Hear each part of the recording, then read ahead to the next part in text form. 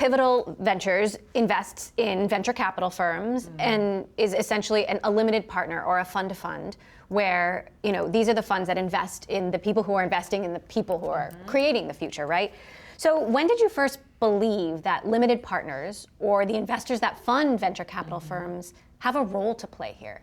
We don't have enough women founder CEOs who are getting funding. So basically less than 2% of VC funds go to women, less than 1% go to women of color. And so in this innovation space, I said to myself, what's the best way to use capital to move things for women? And that's when I started to say, okay, I actually need to move some money into the venture capital space, and I want to do it smartly. I mean, the first goal is to make money. I'm not putting my money out as a social impact. I'm putting it out to make money. But I wanted to go behind funds like Aspect Ventures that's run by Teresa Gao and Jennifer Fonstadt, who are looking at these opportunities, and they have a thesis around, my gosh, there are so many opportunities there if we go towards funding some of these women businesses. You mentioned that you care about returns. You're not doing this to have an impact, or it's not a handout, certainly. Some LPs have said to me, all we care about is returns. Some of the best investors may not be the best people, but they have the best returns. What do you have to say to those people? I have to say you're investing in what you know. And so you need to look at what trends are coming in the nation and how you're going to address them. Women are 85% of consumer dollars spent. Women control 70% of financial decisions in the house.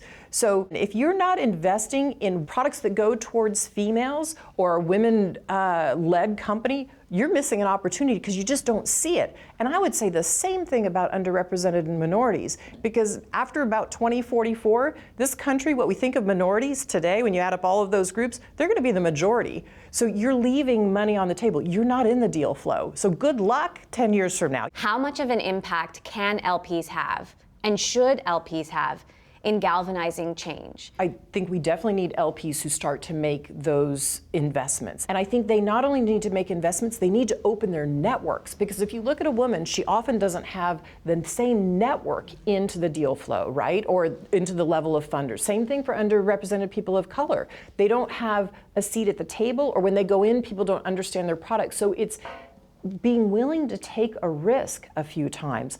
I interviewed Ev Williams, the co-founder of Twitter, for my book, and I asked, do you think online harassment and trolling would be such a problem today if women had been present at the beginning of this company? And he said, you know what? I don't think it would be such a problem. We weren't thinking about how our product could be used to send rape threats or death threats. We were thinking about amazing things that could be done with Twitter.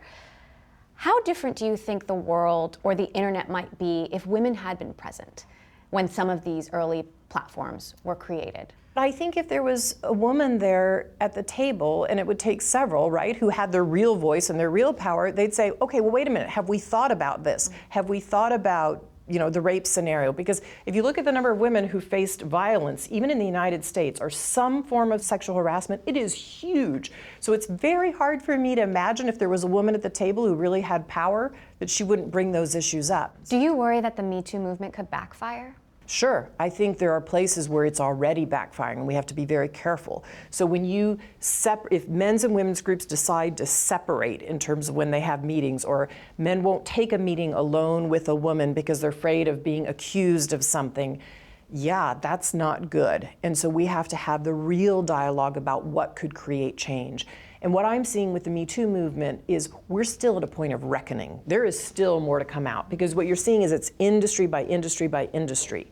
And so that reckoning has to happen, and then I think we'll start to get okay, what do we do about it? We're still in that reckoning, recognizing phase, and then we'll come to what are the responsibilities and the solutions. So you think there will be more stories? Oh, yes. I think undoubtedly. I mean, you're seeing it's still playing out industry by industry. We haven't rolled through all the industries yet. But when I see something like Time's Up, I'm incredibly optimistic, whether you're a farm worker, a restaurant worker, working in the hotel industry, any of them.